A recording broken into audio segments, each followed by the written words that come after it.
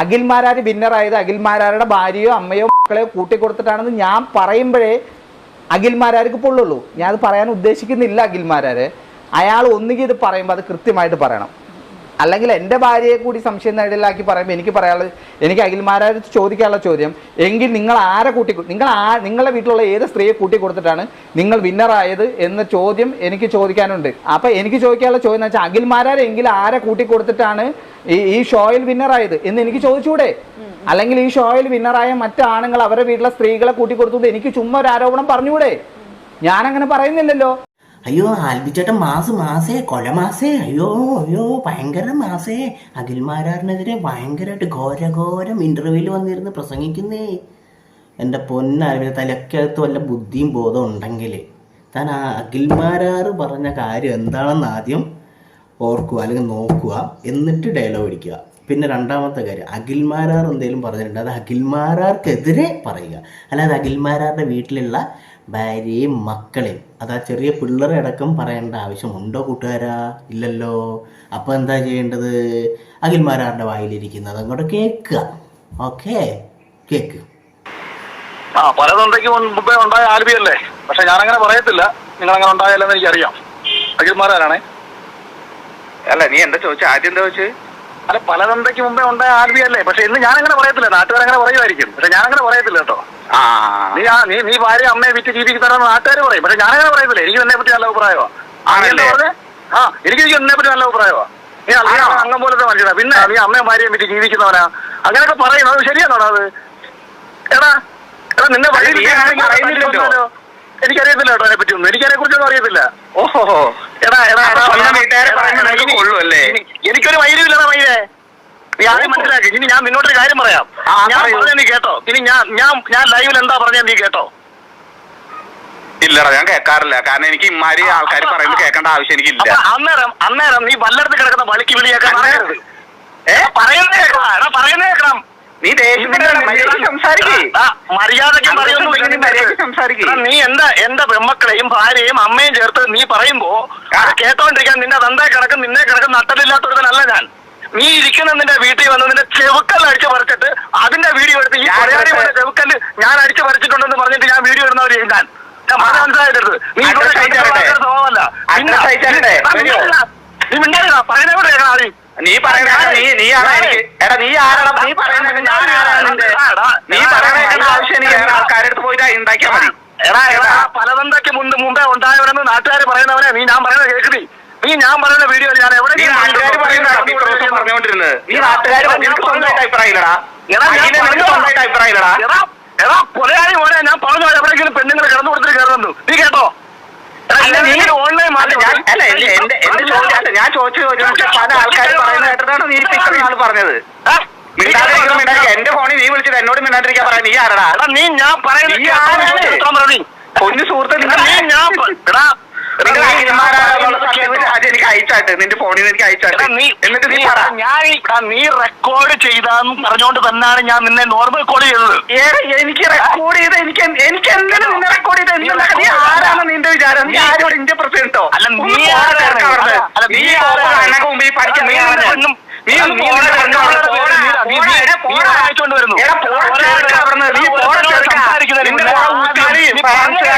കുറെ ഊച്ചാലി ഫാൻസുകാര് നിന്നെ പൊക്കി അടക്കുന്ന ആൾക്കാര് നിന്നെ രാജാവെന്ന് വിളിക്കുന്നുണ്ടാവും. എനിക്ക് നീ ഒരു തേങ്ങ പോലും ഇല്ല. നിന്നെ വലിയ ആൾക്കാരാണ് ഞാൻ അവിടെ വന്നത്. നീ നിന്റെ വായിച്ചു പൊളിക്കുന്നുണ്ടെങ്കിൽ ഞാൻ അഡ്രസ് ഞാൻ പറഞ്ഞ നീ പറഞ്ഞല്ലോ. അതേടാ, ഞാൻ പലാന്തയ്ക്ക് ഉണ്ടായ ആളാന്ന് നീ പറഞ്ഞല്ലോ. നിന്റെ ധൈര്യം ഉണ്ടെങ്കിൽ ഞാൻ എന്റെ അഡ്രസ് അയച്ചാൽ നിനക്ക് ഒരു നട്ടലുണ്ടെങ്കിൽ നീ എന്റെ വീട്ടിലേക്ക് വാ. നീ നട്ടലുണ്ടെങ്കിൽ എന്റെ വീട്ടിലേക്ക് വാ.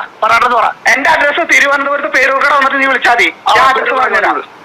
അരമണിക്കൂർ നീ എനിക്ക് ലൊക്കേഷൻ അയക്കും. നീ പേരൂർക്കട വന്ന് വിളിക്കടാ.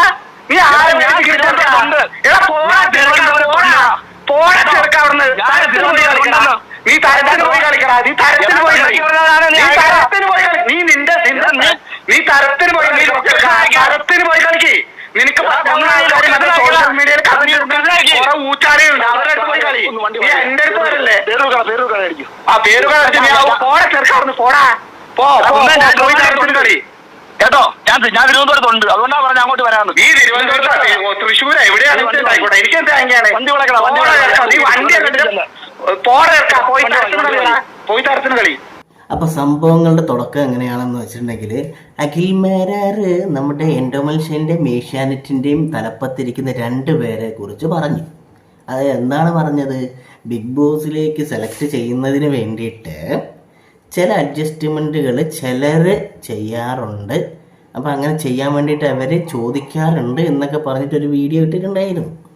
അപ്പോൾ കാസ്റ്റിംഗ് കൗച്ചൊക്കെ പോലെ തന്നെ അതാരാണെന്നോ എന്താണെന്നോ അങ്ങനെ പോയിട്ടുണ്ടോയെന്നോ അങ്ങനെ ഒന്നും പറഞ്ഞിട്ടില്ല.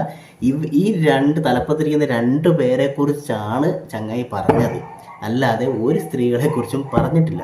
പിന്നെ മൊത്തത്തിൽ ഇങ്ങനെ പറഞ്ഞ് ഇങ്ങനെ പോയിട്ടുണ്ട്, അങ്ങനെ നടക്കാറുണ്ട് എന്ന് പറഞ്ഞു. അപ്പോഴത്തേക്കും എൻ്റെ പൊന്നോവേ, ശരിക്കും പറഞ്ഞാൽ ഇങ്ങനൊരു ആരോപണം വരുന്ന സമയത്ത് ഇത് ശരിയാണോ ഇല്ലയോ എന്ന് തെളിയിക്കാൻ വേണ്ടിയിട്ട് കൂടെ നിൽക്കേണ്ടവർ എന്ത് ചെയ്ത്, അയ്യോ ഇതെന്നെയാണ് പറയുന്നത്, എൻ്റെ ഭാര്യയാണ് പറയുന്നതെന്ന് പറഞ്ഞിട്ട് ഒച്ചപ്പാടും ബഹളവും. എന്നിട്ട് വന്നിരുന്ന് ഇങ്ങനെ ഇൻ്റർവ്യൂവിലെല്ലാം വന്നിരുന്ന് ഇങ്ങനെ പറയുകയാണ്, അഖിൽ മാരാർ അങ്ങനെ പറഞ്ഞു, അഖിൽ മാരാർ എന്നെയാണ് പറഞ്ഞതെന്ന് നാട്ടുകാർ പറയുന്നു. എന്തോന്നടേ ഇതെല്ലാം. ഞാൻ പറയട്ടെ, അപ്സരൻ്റെ ഭർത്താവിനോടാണ്. അപ്സര ഇതിൻ്റെ ഉള്ളിലിരിക്കുന്ന സമയത്ത് അപ്സരൻ്റെ ആദ്യത്തെ ഹസ്ബൻഡ് വന്നിട്ട് എന്തെല്ലോ അലിഗേഷൻസ് പറഞ്ഞിട്ടുണ്ടായിരുന്നു അപ്സരനെ കുറിച്ച്. എന്തെല്ലോ പറഞ്ഞിട്ടുണ്ടായിരുന്നു പ്രശ്നങ്ങൾ. അതിനെതിരെ ഒന്നും നിങ്ങൾ സംസാരിക്കുന്നത് കണ്ടിട്ടില്ല, അതിനെതിരെ ഒരു ഇൻ്റർവ്യൂ കൊടുക്കുന്നത് കണ്ടിട്ടില്ല. എന്നിട്ട് മൊത്തത്തിൽ പറഞ്ഞാൽ, അല്ലെങ്കിൽ ഇങ്ങനൊരു സംഭവം ഇതിൻ്റെ അകത്ത് നടക്കുന്നുണ്ടെന്ന് പറഞ്ഞാൽ അഖിൽമാരാരുടെ വീട്ടുകാരെയും കുട്ടികളെയും വന്ന് പറയാൻ വേണ്ടി എങ്ങനെ തോന്നി ആൽബിച്ചായ? ഇനി ഏതായാലും അപ്സരേച്ചി അടുത്ത ആഴ്ച തന്നെ നാട്ടിലേക്ക് വരുന്ന കാണാം. ഇവിടെ കാര്യങ്ങൾ മനസ്സിലാക്കിയിട്ട് ഇപ്പം ആർക്കെതിരെയാണോ അഖിൽമാരാറിനെതിരെയാണ് പറയേണ്ടതെങ്കിൽ അയാൾക്കെതിരെ പറയണം, അല്ലാതെ അയാളുടെ വീട്ടുകാരെയോ അല്ലെങ്കിൽ വീട്ടിലിരിക്കുന്ന കുട്ടികളെയോ അല്ല പറയേണ്ടത്. ഓക്കെ? അപ്പം അഖിൽമാരാർ, എൻ്റെ പൊന്ന മോനെ, എൻ്റെ പൊന്ന അഖിൽ മാരാറേട്ടാ, എന്തോന്നിത് ഇങ്ങനെ പബ്ലിക് പ്ലാറ്റ്ഫോമിൽ വന്നിട്ട് ഇങ്ങനെ പച്ചത്തറിയെല്ലാം വിളിക്കുന്നത് കുറച്ച് മോശമാണ്. എന്നാലും സാരല്ല, ക്ഷമിച്ചാടാ അല്ലേ? ഇനിയിപ്പോൾ ഇതിൻ്റെ പുറകെ എന്താവോ എന്തോ. ആ വീട്ടിലേക്ക് പോകുന്നതൊക്കെ പറഞ്ഞ് പോയിട്ടുണ്ടായിരുന്നു, ബാക്കി എന്തായി എന്നൊരു പിടുത്തമില്ല. ഇനിയിപ്പോൾ എന്തെങ്കിലുമൊക്കെ വിവരം കിട്ടുവാണെങ്കിൽ നമുക്ക് നോക്കാം.